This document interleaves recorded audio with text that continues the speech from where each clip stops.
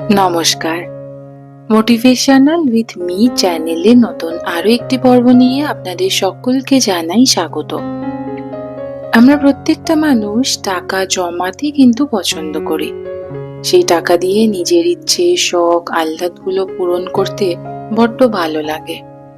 কিন্তু সব সময় সেই আমাদের মন মতো চাওয়া পাওয়াগুলো কিন্তু পূরণ হয় না। কেন হয় না? টাকা জমানোর জন্য। আমরা অনেকেই মনে করি যে কি করে টাকা জমাবো, বুঝতে পারি না যে কি করে কতগুলো টাকা জমালে আমার সেই ইচ্ছেটা আমি পূরণ করতে পারবো। বিশেষ করে নতুন যারা অর্থাৎ তরুণ মানুষগুলি, তাদের কিন্তু এই চিন্তাটা একটু বেশি হয়। অনেকে টিউশনি করে, পার্ট টাইম করে নিজের ইচ্ছে, শখ, আহ্লাদগুলো পূরণ করে।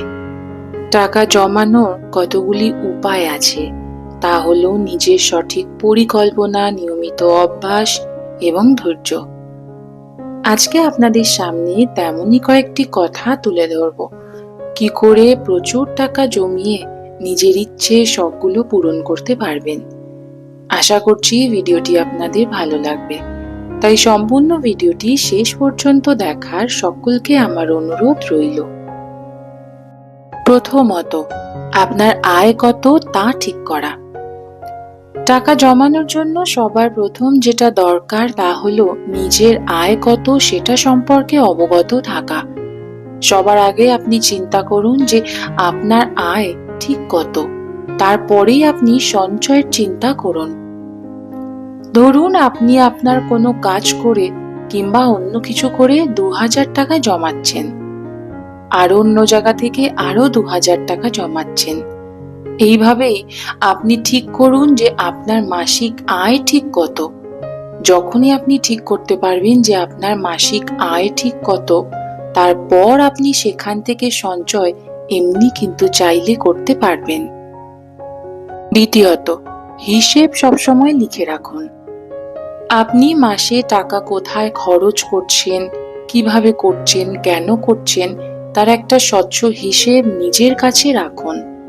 যেমন ধরুন 2000 টাকা হয়তো আপনার মাসিক সদাই, 1000 টাকা কিংবা 500 টাকা হয়তো আপনার হাত খরচ, আরো ইত্যাদি ইত্যাদি।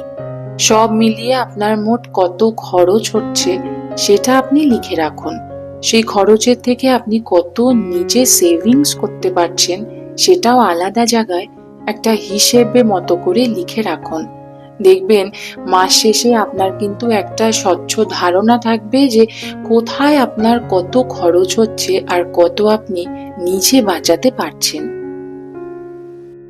তৃতীয়ত, আপনি কোথায় কেন সঞ্চয় করছেন। আপনি কেন টাকা জমাবেন কিংবা কেন টাকা জমাচ্ছেন সেটা সবার প্রথম ঠিক করুন। আপনি কি জন্য আরো টাকা জমাতে চান, কেন আপনি সেই টাকাটা জমাচ্ছেন, কোথায় খরচ করবেন। যেমন ধরুন আপনি কোনো ফোন কিনতে চান কিংবা আপনার জরুরি ঘরের কাজের কোনো জিনিস, সেই জিনিসটা আপনি অন্য কেন কোনো কাজে লাগাতে পারবেন কিংবা পারবেন না, সবার প্রথম আপনি সেটা চিন্তা করুন। নিজের একটা বাজেট তৈরি করুন। আপনি আপনার আয়ের মধ্যে কত টাকা খরচ আর কত টাকা সঞ্চয় করতে পারছেন তা আগে ঠিক করুন। আপনি যদি টাকা সঞ্চয়ের সবটাই খরচ করে ফেললেন, সেখানে আপনার লাভ কি রইল?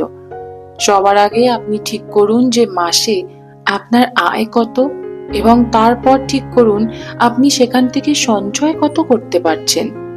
দেখবেন নিজের একটা হিসেব থাকলে আপনি সহজেই কিন্তু মাসের শেষে কটা টাকা নিজের হাতে ঠিকই রাখতে পারবেন। অপ্রয়োজনীয় খরচ কমাতে হবে। যেসব খরচের খুব দরকার নেই সেই সমস্ত নিজের লিস্টে থেকে বাদ দিন। কেননা যেগুলো আপনার অপ্রয়োজনীয়, অদরকার, সেটার খরচ করে কি লাভ। বরং সেই টাকাটা যদি আপনি জমিয়ে রাখতে পারেন, ভবিষ্যতে আপনারই কিন্তু উপকার সেখান থেকে হবে। তাই জন্য চেষ্টা করুন যে নিজের অপ্রয়োজনীয় খরচগুলিকে কমিয়ে ফেলার।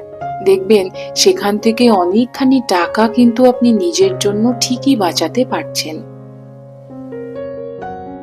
নিয়মিত টাকা জমানোর অভ্যাস। অনেক মানুষই মনে করেন যে মাস গেলে এইটুকু টাকা জমিয়ে কি করব। আরে বাবা, সেইটুকু টাকাই আপনি জমান না। অনেকেই ভাবেন ধুর, এখন রাখি তো পরে আবার দেখা যাবে। এই অনিয়মিত ব্যাপারটাই সব থেকে খারাপ। যা কিছুর ক্ষেত্রে রেগুলারিটি মেনটেন করাটা ভীষণ কিন্তু দরকার। আপনি ১০০ পাচ্ছেন, ২০০ পাচ্ছেন কিংবা কখনো ৫০ পাচ্ছেন, সেটাই আপনি জমিয়ে রাখুন না, কিন্তু সেটা যাতে নিয়মিত হয়। দেখবেন কখনো না কখনো ভবিষ্যতে কিন্তু আপনি তার জন্য পস্তাবেন না। কখনো না কখনো আপনি ভাববেন, ভাগ্যিস এটা ছিল। ধার বিষয়টা এড়িয়ে চলুন। একটা কথা জানেন তো, যে ধার নিলে নিজের সঞ্চয় কিন্তু অনেক ক্ষেত্রে নষ্ট হয়।